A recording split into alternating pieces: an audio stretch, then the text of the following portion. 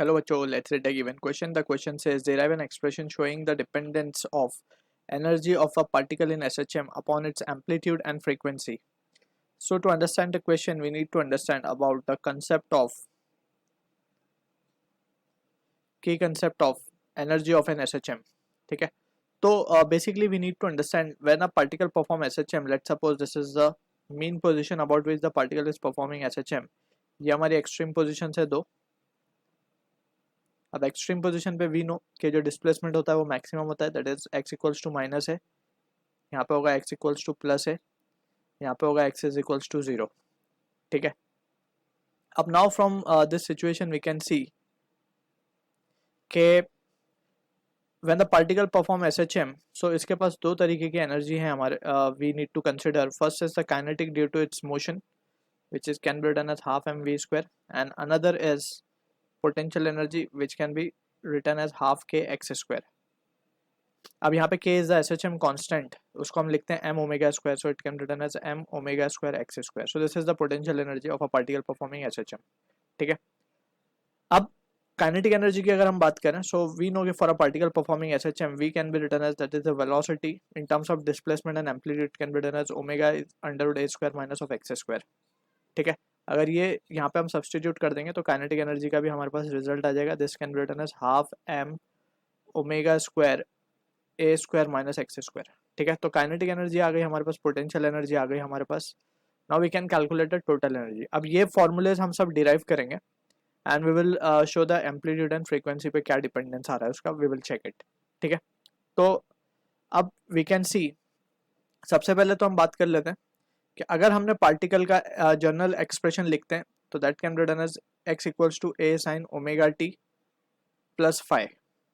Right. ये general displacement equation है. Displacement in terms of time we are writing it. ठीक है. अगर यहाँ पे हम देखें तो phi is the initial phase and if phi is zero तो particle must be starting from mean position. Phi is 90 degree, that means particle जो है एक्सट्रीम पोजीशन से स्टार्ट कर रहा होगा. ठीक है. अब अपार्ट फ्रॉम दिस अगर हम वेलोसिटी का एक्सप्रेशन लिखे तो एक तो हम वेलोसिटी का टाइम के टर्म्स में एक्सप्रेशन निकाल सकते हैं बाय डिफरेंशिएटिंग दिस एक्सप्रेशन, और वी कैन राइट जैसे हमने ऊपर लिखा omega under root of a square minus of x square. ठीक है. अब यहाँ से वी कैन केयरफुली सी कि अगर हम पार्टिकल की काइनेटिक एनर्जी लिखें तो काइनेटिक एनर्जी तो simply can be written as half m v square. It is the energy possessed by body due to virtue of its motion, right? So half m omega square a square minus of half m omega square x square. तो इसको हम कह देते हैं expression number 1 kinetic energy. अब यहाँ पे also we need to be clear with the terms. हमने टर्म्स क्लियर नहीं किए यहाँ पे. ए जो है एम्पलीट्यूड है, that is the maximum displacement of the particle from mean position, ये देख सकते हैं हम. ठीक है. t is the time at which we are writing the displacement. phi is the initial phase. Initially particle कहाँ था, अगर x इक्वल्स टू 0 पे था यानी कि मीन पोजीशन पे था, x equals to 90 degree means अगर x इक्वल्स टू a है दैट मीन्स कि phi विल बी 90 डिग्री आएगा हमारे पास at t equals to 0. So these are the points that we need to keep in mind. Omega is the angular frequency, right? अब इस expression में से kinetic तो मिल गए हमें. अब पोटेंशियल की बात करते हैं. तो पोटेंशियल एनर्जी, लेट सपोज हमने पार्टिकल को थोड़ा सा डिस्प्लेस कर दिया, एक्स डिस्टेंस हमने इसको डिस्प्लेस कर दिया फ्रॉम मेन पोजीशन. ठीक है. अब जैसे हमने इसको इस तरफ डिस्प्लेस किया, वी नो के इसके ऊपर एक फोर्स लगेगा in the opposite direction, that is the restoring force k x. Right. अब अगर हम यहाँ से वी कैन सी फर्दर इसको डी एक्स डिस्प्लेस करें. ठीक है. तो for a very small displacement we can consider force to be constant, right, क्योंकि फोर्स एक्चुअली यहाँ पे कांस्टेंट होती नहीं है, but for a small displacement हम मान लेते हैं कि फोर्स इज कांस्टेंट. तो अब हम क्या लिख सकते हैं, वी नो कि हमें पोटेंशियल एनर्जी निकालना है. So potential energy is defined, actually change in potential energy is defined. So d U can be written as negative of work done by conservative force. ठीक है. अब यहाँ पे to get the complete potential energy हमें क्या करना होगा, इसको इंटीग्रेट करना होगा. So minus of dw force into the displacement force into displacement into cos theta.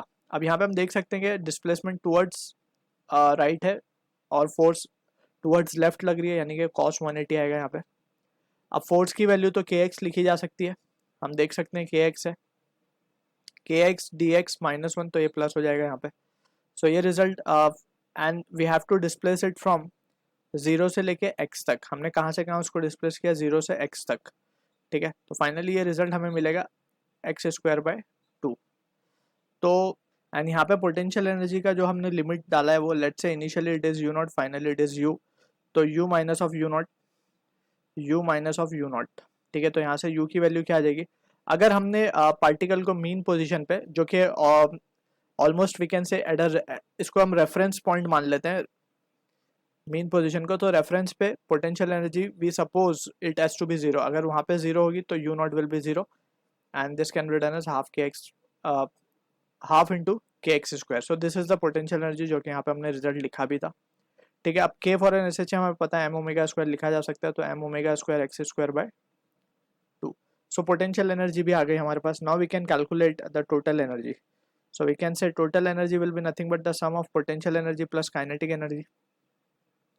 तो अगर हम इन दोनों को वैल्यू सब्स्टिट्यूट करेंगे तो यहाँ पे ये रिजल्ट आएगा हाफ m⍵², ये वाला टर्म और ये वाला टर्म तो कैंसिल आउट हो जाएगा, तो सिर्फ बचेगा ये, ठीक है। अब यहाँ पे अगर हम ध्यान से देखें तो एनर्जी, एम्पलीट्यूड और फ्रीक्वेंसी पे हमें पूछा गया है, तो यहाँ पे इसको देख सकते हैं कि टोटल एनर्जी जो है it is coming out to be directly proportional to the amplitude का स्क्वायर, ठीक है। इफ m मास तो कांस्टेंट ही होगा and for a particular SHM omega will also be a constant. So amplitude जितना ज़्यादा होगा वी कैन से के total energy will also be more, right, provided m and omega को constant है। अब सेकेंडली हम फ्रीक्वेंसी से चेक करना है इसको। सो फ्रीक्वेंसी के लिए हम क्या लिख सकते हैं, ये टर्म को थोड़ा सा ओमेगा को हम लिख सकते हैं 2πn, तो ये हो जाएगा 4πn²a²। तो यहाँ से हम देख सकते हैं कि total energy is also directly proportional to the frequency, right? So this is the result we are getting for the question. I hope you understood the solution. All the best.